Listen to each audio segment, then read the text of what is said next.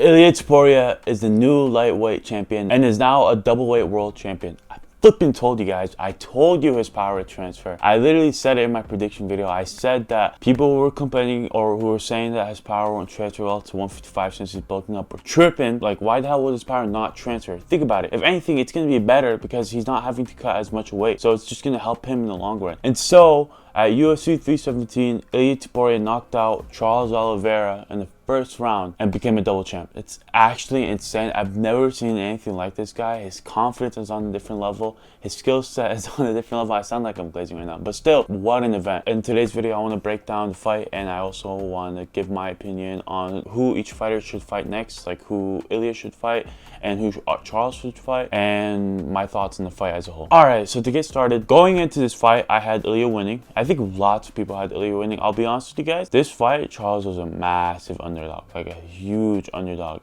Everyone thought Charles would lose. Understandably so. I mean, Ilia has the ground game, he has phenomenal striking. Like, he's just a very well-rounded mixed martial artist. Plus, coming into this fight, he had knocked out Max and Volk back-to-back. Lots of people, maybe like, I think a couple weeks out before the fight, were saying they're complaining or saying they're trying to set up this narrative like Ilia's power won't transfer to 155. I thought the whole thing was stupid. Like I said earlier, the whole argument is just kind of like hope so that Charles could win. I understand why everyone wanted Charles to win. It's Charles Oliveira. Like, that's everyone's favorite fighter's favorite fighter, right? So it's kind of hard to pick against Charles. I get that, but here's the thing.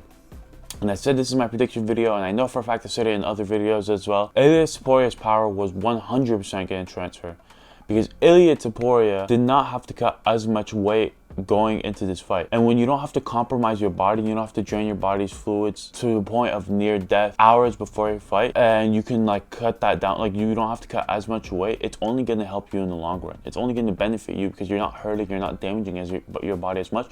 And if anything, it made Ilia's chin better because, you know, people's fighters' chins tend to go more when they have to cut more weight.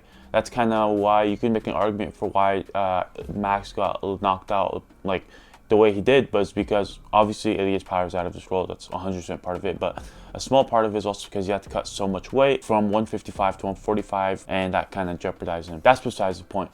So if people are trying to make the argument, like I said, I knew that argument was BS. I knew going into this fight that Ilia's power was going to be the same. If not, it was going to be better, and I think it's a lot better now. I mean, we saw, did you guys see the way he put at Charles? It was actually heartbroken. When I watched this fight, and I was watching it with a group of people, when he got knocked out, everyone started jumping. I was speechless. I was actually devastated for Charles. I did not want him to go out like this. It was one thing seeing him getting submitted by Islam, and I think I watched this fight, like, what was it, 2022, 2023? That was one thing, but to see him get knocked out is actually a whole different thing. That right there was just devastating. But to finish to what I was saying about the build-up, as we were building up to the fight, memes were posted about how, you know, Charles is going to win through the power of friendship or whatever. Point is, everyone knew Ilia was going to win. Understandably so. The guy has just a complete game. And the main thing is, and I said this during my prediction fight, I said the reason why I think Ilia was going to win was because Charles is the type of fighter, and we saw that with this fight, to walk towards his opponent. I don't want to say chin up, but chin kind of up, and just try to, you know, power through his opponent, try to walk down his opponent, and try to engage with him on the feet while walking him down. The problem is with Ilia, you cannot do that. You literally cannot do that. You look at Volkanovski got knocked down in the second round, but Volkanovski is able to last the second round because Volkanovski has, you know, he's a phenomenal striker. He has really good movement on the feet, and Volkanovski isn't also the type of fighter to walk you down unless he's just dominating you in the fight. Max Holloway, same idea. And I remember watching the Max Holloway, and the whole time, Ilia was just walking him down, analyzing him, trying to establish his jab, trying to get himself in the position where he can knock him out. And it took him 2 rounds, and he did win the first round. He did win, I will give him that. He lost the second round, but by the time he got to the third round, he had established himself and was able to knock out Max Holloway. See how, so in his last 2 fights, before the Charles fight, he kind of had to work to find himself that opening to knock his opponent down. With this Charles fight, I knew going in, Ilia wouldn't have to do that because Charles is just going to go walk towards Ilia, and that just gives Ilia an easy opportunity to knock him out, easy opportunity to find that opening since he doesn't have to walk his opponent down. So to get in the fight starts with, I should probably mention this though, Ilia's walkout song is genuinely the most aura farming iconic thing ever, bro. Every single time he walks out, I could just, like, you could feel the aura. And I know I sound like I'm glazing, But like, come on, you get, bro. I remember watching him walk out and he was smiling. I'm like, yeah, yeah, it's definitely his neck, 100%. But they both fighters walk out to the cage. You know, they say hi to each other. Brute Fighter announces them. The fight happens. We start off. It was like freaking clockwork. Charles tries to walk Ilia down. Ilia hits him with a good couple. Lands a couple. He kind of like establishes his jab in the first minute. And see, that's the problem. And I think MMA Guru said something about this. Here's the thing. When a fighter is able, and a striker I should say, is able, and a good striker at that, is able to establish his jab and is able to get his, you know, to really get in the flow of things in the fight, you practically handed him the victory. Because then he's just going to start landing right hooks on you, landing shots, and he's just going to be in the flow. And usually with most fighters, since especially those are the ones who are competing at a high level, it takes them some time. It takes them a couple rounds, maybe like the second or third round to establish that jab. And we saw it with the Alex Pereira fight. He got in his flow state around the third, fourth round, right?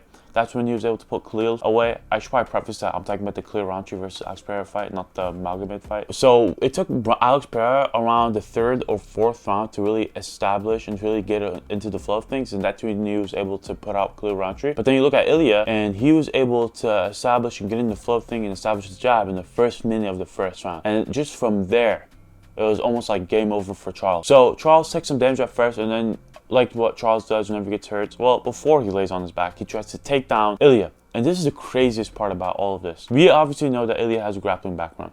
But now, more than ever, especially in his last, you know, 4 or 5 fights maybe, he has been the predominant striker. And we haven't seen much of his grappling. We saw him take down Max. He didn't really take down Volk like that. He just knocked him out. We saw him, on Emmett fight, we didn't really see him throw a single takedown. The only time we see him throw a takedown, or not a throw a takedown, use his grappling was when he submitted Bryce Mitchell, and Bryce Mitchell was able to take him down. Right, so we know that Ilia has a grappling background. We just don't know how good it is because we've never seen it in a fight. Like, he speaks highly of his grappling background. But then in this fight, so when Charles gets double underhooks and pushes Ilia towards the cage, right? Ilia is kind of an uncomfortable position, and while Charles is trying to take down Ilia moves his, I'm like reenacting the fight right now. Ilia moves his hip while he's kind of like mid-air a little bit, and his hips almost like magnetically just face the canvas, and he slams Charles on his back halfway while Charles is midway, while Charles is trying to slam and get Ilia on the ground. Crazy stuff, right?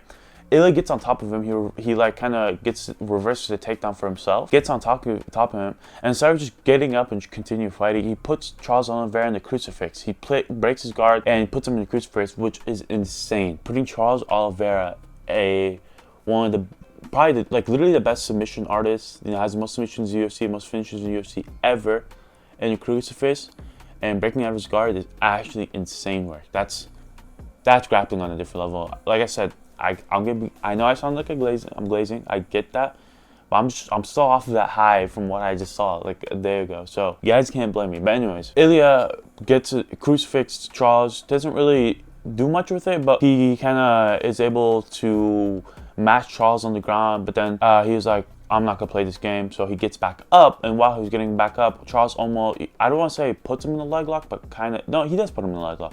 Puts him in the leg lock ish. And for a second everyone's like silent. Everyone's like, what? Is Charles gonna pull this off? But then Ilia just shrugs it off and gets up. And so Ilia gets back up on the feet. Charles lays on his back like he does in most of other fights. And I remember saying this in my prediction video. When Charles gets hurt, he likes to lay on his back. Charles is forced to get back up after laying on his back for some time. The ref picks him back up.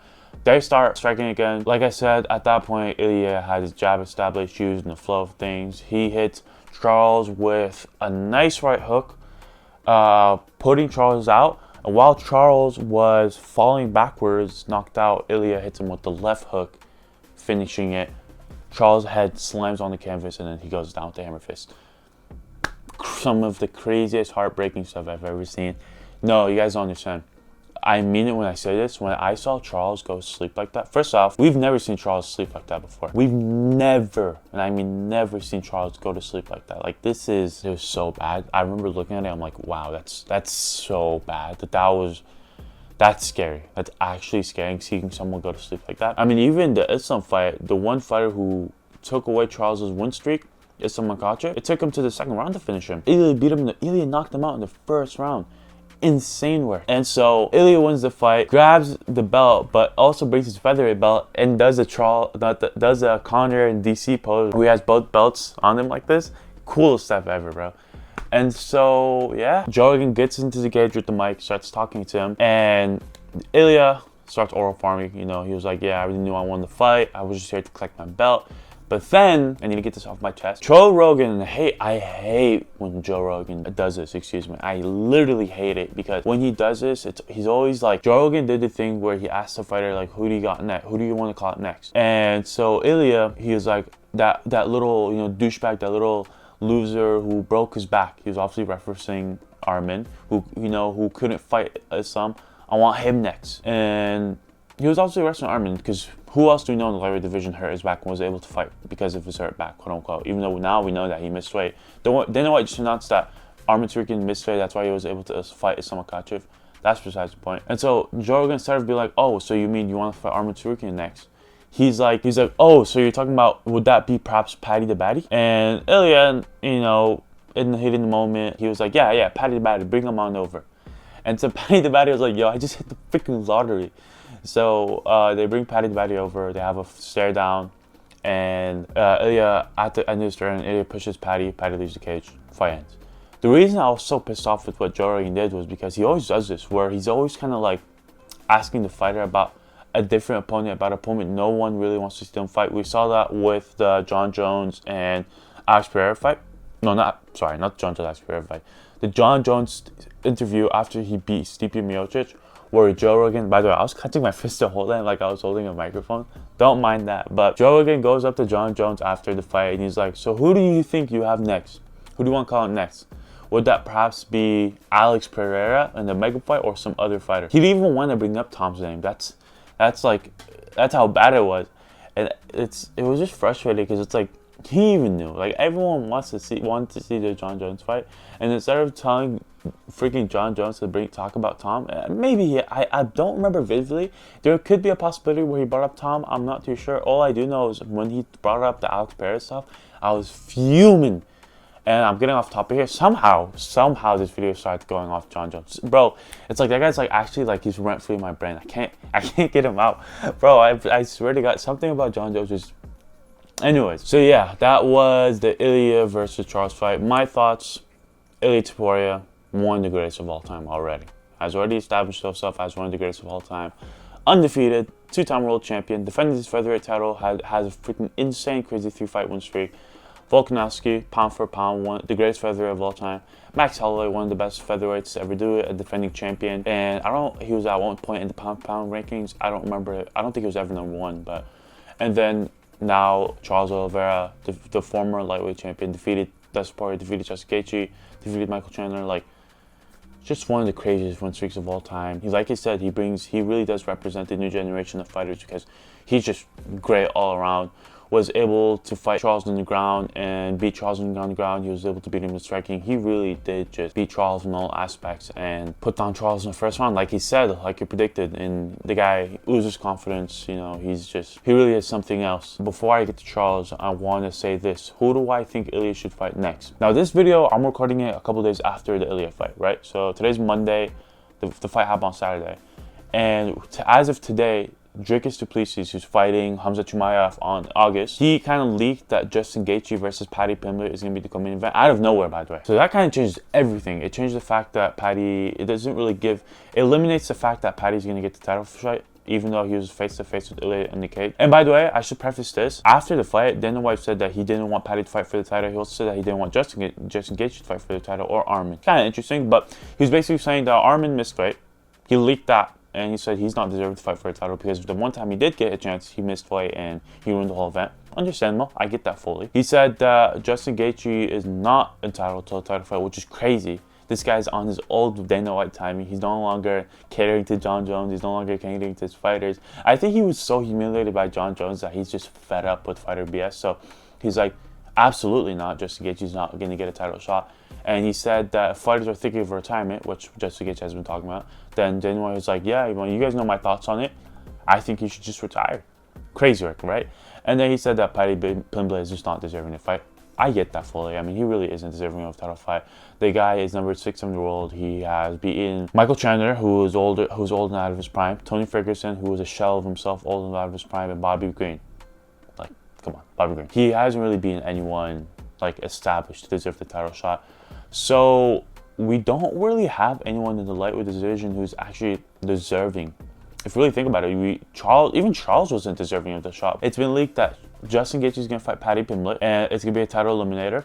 I think Paddy wins that fight, and I think that then Ilia is going to go on to fight Paddy for, a second title defense, or first title defense. For Arman Tsarukyan, I'm going to be honest with you guys, Arman Tsarukyan is just going to have to fight someone. He's just going to have to fight a Dan Hooker, Terence Gamrot. He's going to have to fight someone in the top 10, catch himself another victory. Then is in contention for a title shot, because if you're missing weight, then I don't know what to tell you. But now to talk about Charles, and it's sad that I have to talk about this, but what's next for Charles is that I think he should retire. I do. And some of you guys are gonna be like, retire? What are you talking about? Like, he's, he can still fight.